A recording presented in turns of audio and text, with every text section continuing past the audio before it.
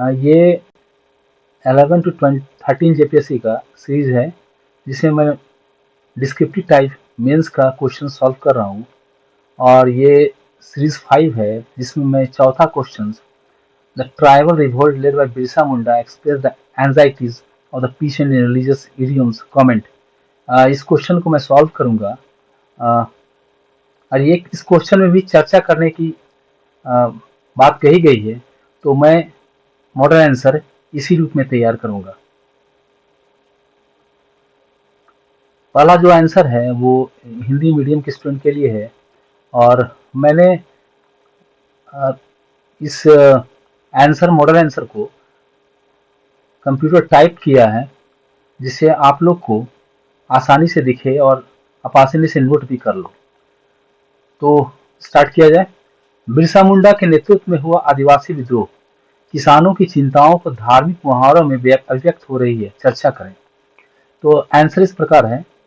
बिरसा मुंडा के नेतृत्व में 19वीं सदी के अंत में हुआ आदिवासी विद्रोह औपनिवेशिक शोषण, जमींदारी अत्याचार और मिशनरी हस्तक्षेप के विरुद्ध एक महत्वपूर्ण प्रतिरोध था।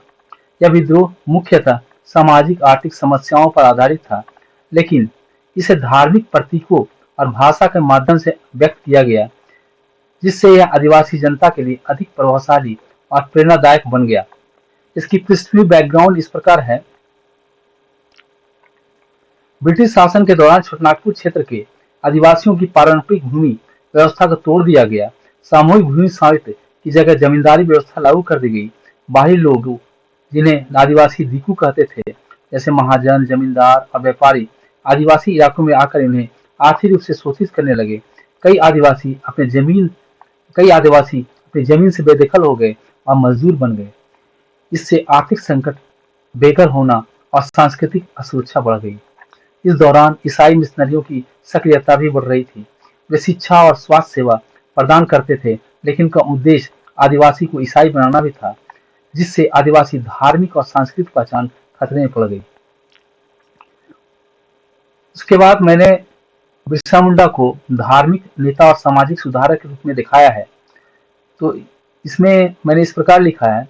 1875 में जन्मे बिरसा मुंडा एक करिश्माई नेता के रूप में उभरे, जिन्होंने आदिवासी समाज की समस्याओं को नई दिशा दी। उन्होंने अपने को ईश्वर का अवतार घोषित किया और खुद को मुंडा समुदाय का रक्षक बताया। उन्होंने एक धार्मिक सुधार आंदोलन शुरू किया, जिसे बिरसाइत आंदोलन कहा जाता है। इस आंदोलन का उद्देश्य था पारंपरिक आदिवासी धर्म की रक्षा, ईसाई धर्म का विरोध और समाज में बुराइयों को दूर करना। बिरसा ने लोगों से आग्रह किया कि वे सिर्फ एक ईश्वर सिंगबोंगा की पूजा करें, शराब और अंधविश्वास से दूर रहें। उनके धार्मिक उपदेशों ने आदिवासी समुदाय को आत्मबल और एकता दी। धर्म के माध्यम से उन्हें आदिवासी की पहचान को एक नैतिक और आध्यात्मिक ताकत प्रदान की। उन्हें धार्मिक भाषा एक संगठनात्मक उपकरण के रूप में प्रयोग किया। कैसे? बिरसा ने जिन धार्मिक प्रतीकों और कथाओं का उपयोग किया, उन्होंने आदिवासी को एकजुट करने में बड़ी भूमिका निभाई। लोग उन्हें भगवान विष्णु का अवतार मानने लगे।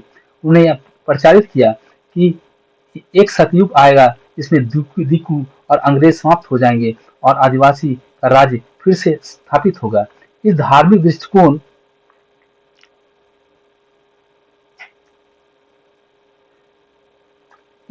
दृष्टिकोण ने आंदोलन को केवल भौतिक संघर्ष न रखकर एक धार्मिक आंदोलन बना दिया। इसने आदिवासी जनता में आशा, साहस, बलिदान और भावना को प्रबल किया। उलगुलान महाविद्रोह कैसे स्टार्ट हुआ? ये 1899-1900 के बीच बिरसा के नेतृत्व में हुआ विद्रोह उलगुलान अर्थात महाविद्रोह के नाम से प्रसिद्ध हुआ। यह केवल एक विरोध नहीं था, बल्कि एक धार्मिक और सामाजिक क्रांति थी। यद्यपि ब्रिटिश सरकार ने विद्रोह को कुचल दिया और बिरसा को गिरफ्तार कर जेल में डाल दिया गया, यहाँ 1900 उनकी मृत्यु हो गई, फिर भी इस विद्रोह ने गहरा प्रभाव छोड़ा। इसके बाद अंग्रेज ने 1908 का छोटानागपुर काश्तकारी अधिनियम लागू किया, जिससे आदिवासियों की भूमि कुछ हद तक सुरक्षित हुई। बिरसा मुंडा आज भी एक नायक और स्वतंत्रता सेनानी के रूप में पूजे जाते हैं। निष्कर्ष मैंने इस प्रकार लिखा है। इस प्रकार बिरसा मुंडा का नेतृत्व एक सामाजिक आर्थिक विद्रोह था, जो धार्मिक प्रतीकों और भाषा के माध्यम से व्यक्त हुआ। यह आदिवासी किसानों की चिंताओं और असुरक्षाओं को एक धार्मिक रूप में देता है, जिससे आंदोलन को एक गहरा भावनात्मक और सांस्कृतिक आधार मिला। बिरसा मुंडा आज भी आदिवासी संघर्ष और पहचान के प्रतीक बने हुए हैं। इसमें कुछ स्पेलिंग मिस्टेक्स हुआ है। अ, आशा आप ये सब सुधार लोगे। मैंने पूरी कोशिश की है कि इसको टाइप किया जाए, लेकिन ये कंप्यूटर मिस्टेक्स है।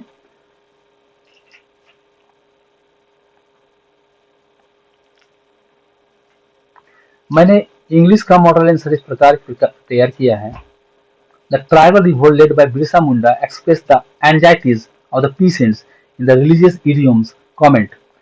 तो आंसर इस प्रकार है: The tribal revolt led by Birsa Munda in the late 19th century was a significant expression of resistance against colonial exploitations, landlord operations, and missionary interference in tribal culture.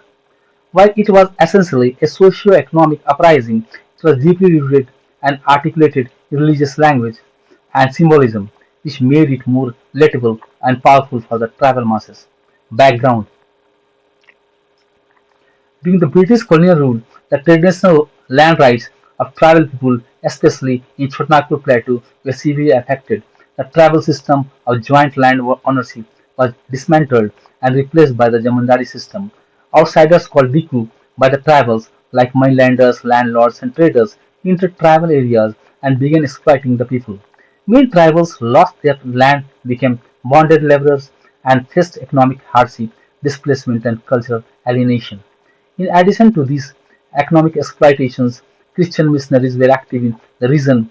While they provided some education and healthcare, they also aimed to convert tribal population which threatened traditional religious beliefs and practices. The combined effect of economic distress and religious interference created a deep sense of insecurity and anxiety among the tribal peasantry. Bisamunda, the religious leader and social reformer, born in 1875, Birsa Munda emerged as a charismatic leader who gave voice to these tribal concerns. What made Birsa unique was his fusion of political and religious leadership.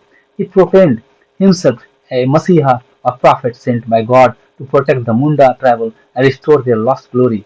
He initiated a religious reform movement known as Bisai, which sought to purify tribal practices, reject Christianity, and return to the traditional tribal worship of nature. Bisa urged his followers to worship single god Singbonga and to reject superstitions, alcohols, and witchcraft. Religious teachings provided a strong moral and spiritual foundation to unite the tribal people against colonial forces. In doing so, he gave the tribal identity, a religious legitimacy, and spiritual strength. Religious idioms as a tool of mobilization. Research used the religious item terms, symbols, and prophecies helped to mobilize the mass accurately. Many tribals saw him as an avatar of Vishnu, a divine savior who would free them from suffering. He gave the movement a millennial character, the belief that a golden age would be restored and that British ruler and Riku would be removed by divine intervention. The religious framing made the revolt more than just a material struggle; it became a holy war for the tribal people. The religious symbolism helped to inspire courage and hope among the oppressed, encouraging them to take bold steps like refusing taxes, boycotting missionaries, and even attacking British institutions. The Ulgulan, the Mahabidro, the uprising which peaked around 1899-1900 is often called the Ulgulan, meaning Great Tremor. It was not just a reaction to become injustice, but a revolution with spiritual overtones. Thought the British suppressed the revolt and Bisa was captured and died in jail in 1900. The movement left a deep impact. The British government later recognized the Uttarakhand Tenancy Act 1908, which protected tribal land rights to some extent. Birsa Munda remains a folk hero and freedom fighter, symbolizing tribal pride and resistance. The conclusion is written in this form. In conclusion, the revolt led by Birsa Munda was a powerful expression of tribal and peasant anxieties under British rule. While it was driven by economic grievances and social injustice, it was expressed in religious idioms that resonated deeply with the tribal peoples. Birsa's leadership showed how religion could become a potent tool for political mobilization, especially among marginalized communities. His legacy continues to inspire tribal movement and struggle for justice in India today. तो मैंने दोनों form में मैंने लिखा है और ये दोनों मीडियम के स्टूडेंट को हेल्प होगा। आशा करता हूँ आपको वीडियो अच्छा लगा होगा। अपना राय जरूर दें अपने कमेंट सेक्शन में और अगर नए हैं तो हमारे चैनल को सब्सक्राइब करें। Thank you.